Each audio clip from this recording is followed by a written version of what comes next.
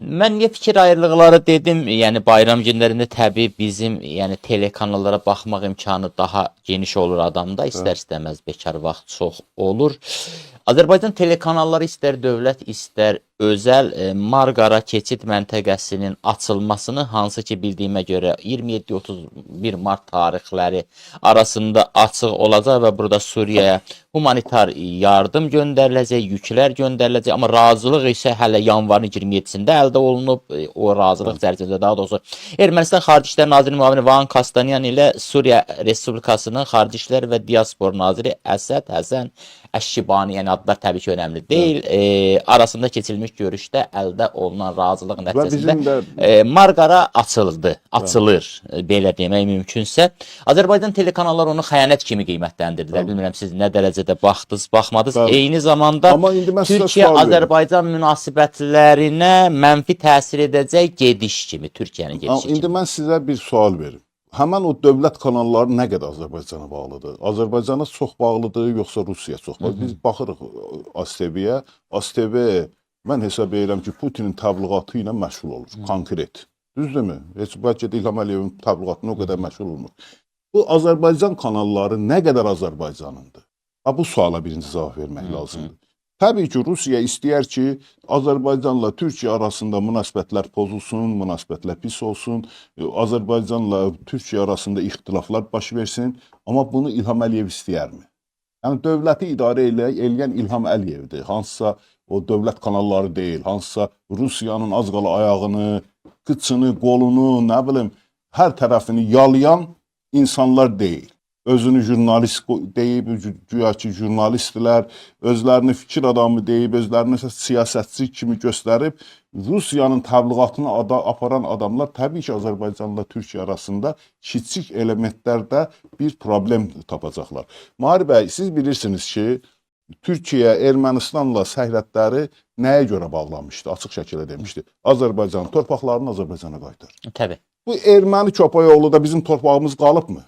Qalmayıb, amma sülh müqaviləsi də bağlamamışdır. Sülh müqaviləsini, baxın, sülh müqaviləsini bağlamamağının səbəbi bir çox bizim tələblərimizi hələ də Paşinyan hakimiyyətinin hələ də həyata keçirə bilməməsidir. Niyə? Paşinyan hakimiyyəti onu edən kimin, oradakı o millətçi qüvvələr, oradakı şovinistlər, erməni şovinistləri, indi adına nə deyirsən de, onlar qalxıb bunu devirə bilərlər, onun qorxusunu eləmir.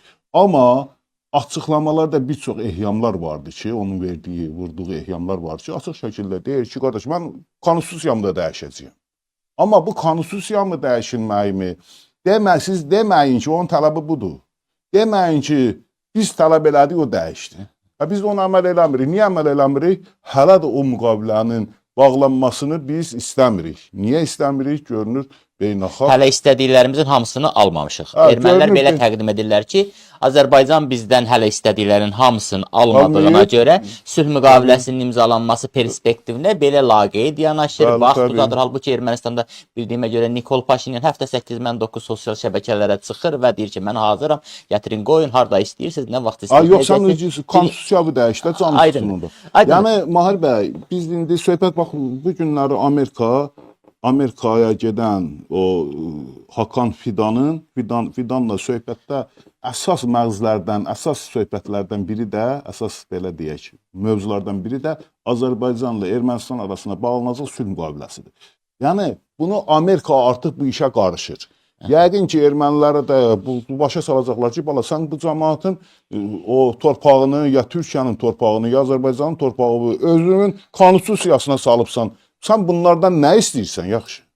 Yəni, Ermənistan o addımı atmayana qədər Azərbaycan haqlı olaraq mənə o müqavilə lazım deyil, deyir. Türkiyə də əslində bundan razılaşır. Mahir bəy, əvvəla o dediyiniz həmən o mağaradır, nə idi? Marqara. Marqara. Səhrət. Keçid məntəqəsi. Səhrət keçid məntəqəsi daimi açılmayıbdır, müvəqqəti açılıb. İkincisi, orada açılmasını açıq da deyirlər. Deyirlər ki, biz bunu Suriyaya yardım eləmək deyəndə, Suriya xalqına yardım eləməkdən söhbət getmir. Orada da bir 4-5 dənə erməni yaşayır. O ermənilərə yardım eləməkdən. Çünki orada bir müsəlmançılar gəlib hakimiyyətə. Onların bu xristiyanlara qarşı bir simpatiyası yoxdur. Erməni xristianları da elə bir xristianlardır ki, onların başqa xristianların da ona bir sayğısı yoxdur. Onları ancaq himayə eləyə biləcək adamlar, onlara yemək verə biləcək, qida daşıya biləcək adamlar həmin ermənilərdir. Ermənilər də onlara humanitar yardım aparır da. Nə olar aparanda? Aydındır. Hörmətli tamaşaçılar, yayımızı bəyənin, paylaşın. Novruz təamlarından dadan Heydər bəyin əhval-ruhiyyəsi yaxşıdır və müzakirələri davam etdirməyə meyllidir. Amma bir də telefona təbii ki, qoyaq qırağa. Zəng edə o iş.